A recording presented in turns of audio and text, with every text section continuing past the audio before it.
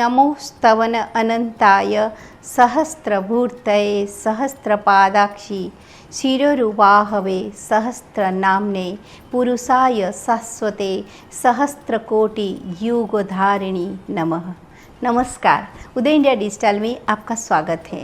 मैं हूँ उपाली अपराजिता।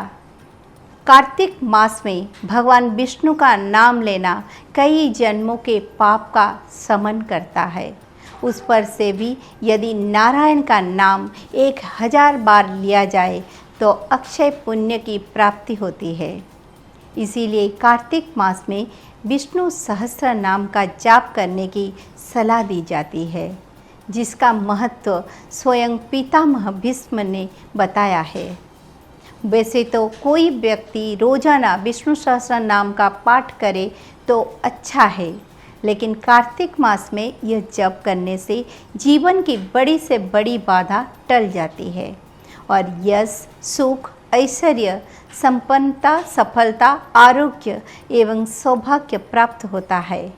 महाभारत के समय में जब भीष्म पितामह बाणों की शैया पर लेटकर अपने मृत्यु के लिए सही समय का इंतजार कर रहे थे, तब युद्ध समाप्त होने के बाद विजयी युधिष्ठिर उनके पास ज्ञान पाने के लिए गए और पूछा कि संसार में ऐसा क्या है जो सर्वशक्तिशाली है और उसके जरिए इस भव सागर से पार जाया सकता है। तब भीष्म पितामह ने उनके समक्ष विष्णु सहस्त्र नाम का वर्णन किया था। पितामह ने कहा कि श्री विष्णु ही है जो संसार में हर तरफ व्याप्त है, वो ही जगत के पालनहार है। उनके सहस्त्र नाम का पाठ करने या सुनने से व्यक्ति के तमाम कष्ट दूर हो जाते हैं। विष्णु सहस्त्र नाम का पाठ हर युग में फलदायी है।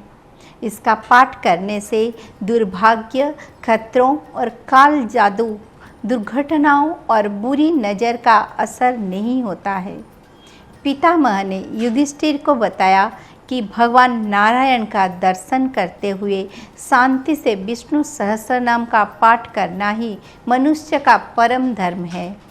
पूरे जीवन मेरा नियम रहा है कि विष्णु सहस्त्र नाम का पाठ किए बिना मैंने कभी पानी भी नहीं पिया। उसी विष्णु सहस्त्र नाम के पाठ का ही चमत्कार था कि जगदीश्वर श्री कृष्ण स्वयं भीष्म पितामह को सद्गति देने आए। तब भीष्म पितामह ने श्री कृष्ण की बहुत सुंदर स्तुति की, जिससे उन्हें अपने चारों ओर, भीतर बाहर, दाएं बाएं, ऊपर नीचे हर तरफ नारायण दिखाई दे रहे थे। अर्थात भक्ति में भक्त और भगवान एक हो जाते हैं। इस बात को युधिष्ठिर ने भी महसूस किया था। एक बार उन्होंने देखा कि भगवान श्री कृष्ण पुलकित शरीर होकर ध्यान में बैठे हैं।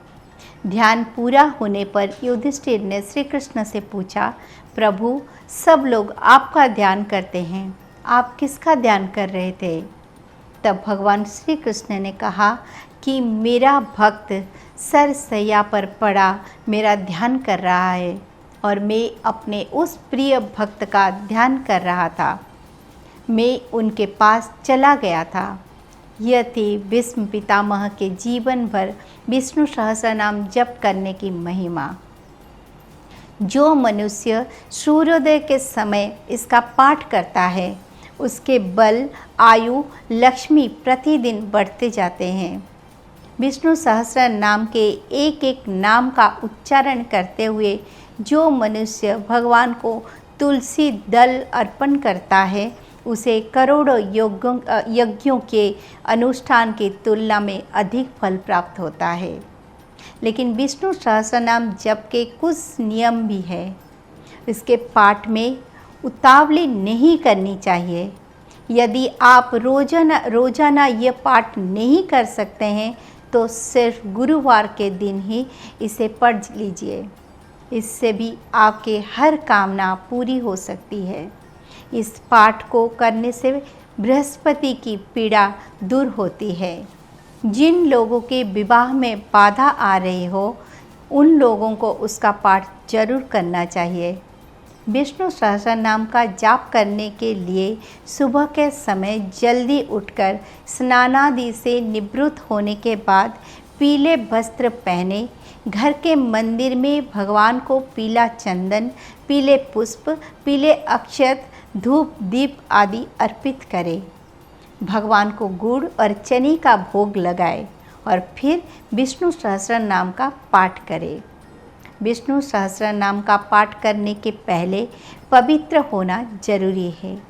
पाठ करते समय बीच में कोई अन्य कार्य न करें। नकारात्मक और बुरे विचारों के साथ विष्णु सहस्र नाम का पाठ ना करें। यदि आप घर में विष्णु सहस्र नाम स्तोत्र का पाठ करते हैं तो ध्यान रखें कि यह पाठ प्रातःकाल सूर्योदय के तुरंत बाद के समय में करना सर्वोत्तम माना जाता है। यदि आपके पास समय का अभाव है तो ये पाठ संध्या काल में स्नान आदि करके करें। दोपहर के समय विष्णु सहस्रनाम स्तोत्र का पाठ नहीं करना चाहिए क्योंकि इस समय भगवान शयन करते हैं। विष्णु सहस्रनाम स्तोत्र का पाठ करने से पहले या बाद में तामसिक भोजन जैसे मांस, मदिरा आदि का सेवन नहीं करना चाहिए। जिस घर में इस स्तोत्र का पाठ होता है वहाँ कोई भी तामसिक भोजन न करने की सलाह दी जाती है।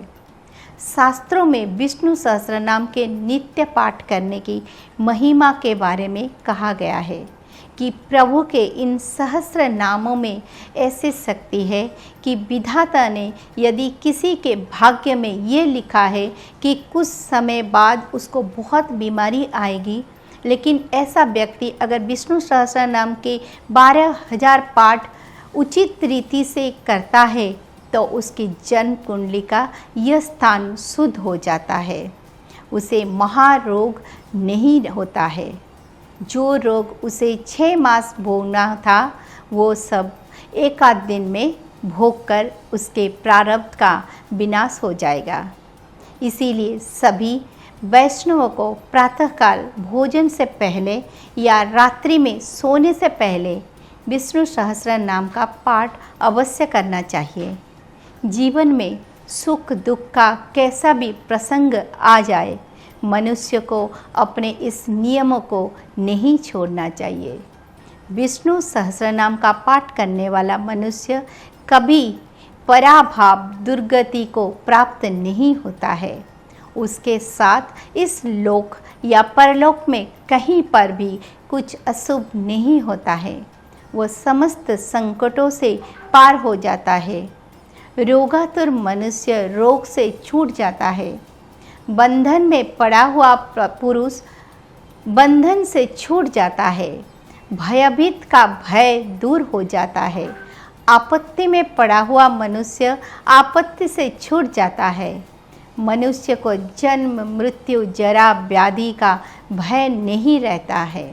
मनुष्य आरोग्यवान, कांतिमान, बलवान, रूपवान और सर्वगुण संपन्न हो जाता है। विष्णु सहस्र नाम का नित्य शुद्ध मन से पाठ करने वाला व्यक्ति के क्रोध, लोभ, ईर्षा आदि का दुर्गुण नष्ट हो जाते हैं।